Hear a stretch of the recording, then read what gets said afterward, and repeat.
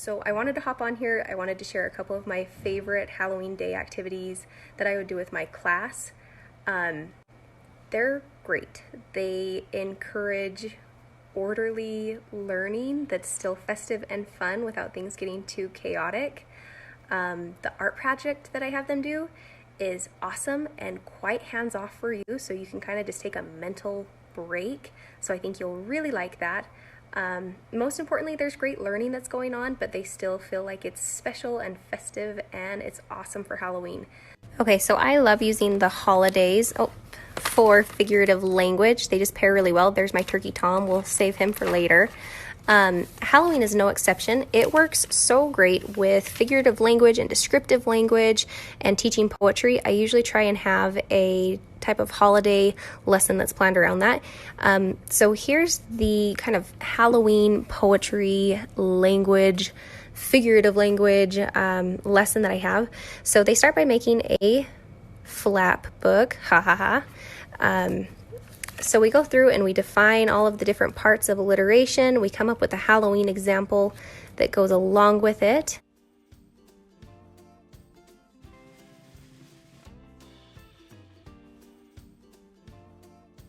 From there, we create a Halloween word bank. What we do is we'll start to pair them together. So we could say like a nasty jack-o'-lantern gasped.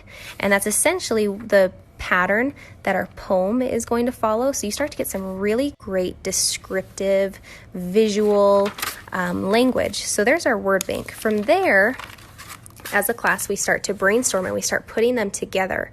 You'll notice I really push the alliteration here. So the wicked witch wailed, or the scaly snake slithered. This is where alliteration will really stick with them. We also start to talk about kind of rhyming words. Are there words in here that kind of also have other Halloween words that we could start to rhyme with? It's really fun to put them in groups and have them kind of come up with different ones, and then the class can kind of vote on their favorite. I keep these on the board so that when they go to work on their poems, they have this as kind of an anchor chart to come back to. The poem layout that they start to work on looks like this. And this poem layout came from one of my most favorite colleagues ever. She is wonderful, and the poems, they're just so fun. So what we did is we kind of took this poem layout that she had, again, just some really great stuff. You'll notice I encouraged them to come up with a simile to kind of expand onto this one. Once they're done with that, I have them rewrite it in their best handwriting, and then we display it with a piece of art that they do. So, when is Halloween? When the warty witches wobble down the dark and dreary streets, and the dreaded Dracula devours blood from human feet. You'll notice that we did the rhyming words there. When ghastly goblins growl at the glowing harvest moon, then it's Halloween.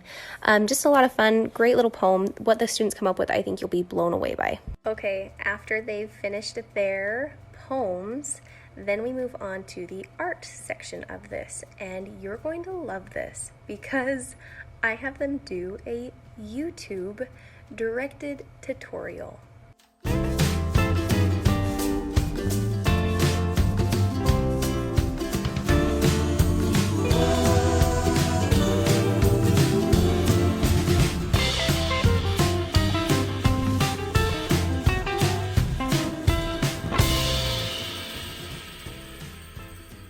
It's wonderful. If you go to my website, I will very soon have a post that will post my very favorite, very school-safe YouTube videos that kind of take you through these different Halloween drawings. Ones that I've done in the past is a Frankenstein, and we've also done haunted houses, and I swear a witch. It was a witch that we did that turned out really cool.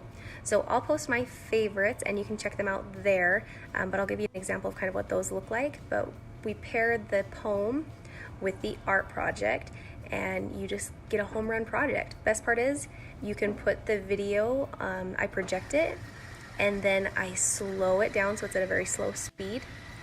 And once you slow it down, you also don't have to worry about the person talking. So I'll turn down the volume as well and play Halloween music instead. And that helps things not get too out of hand or they get too crazy because they're giggling at what the little illustrator's saying. So that's helpful. Also, if you're not sure how to slow down the speed of a YouTube video or kind of do all those little tips and tricks that make it really great, head to the website and I'll have a small little tutorial there as well. And disclaimer, my 5th graders taught me how to do that, so it's fine.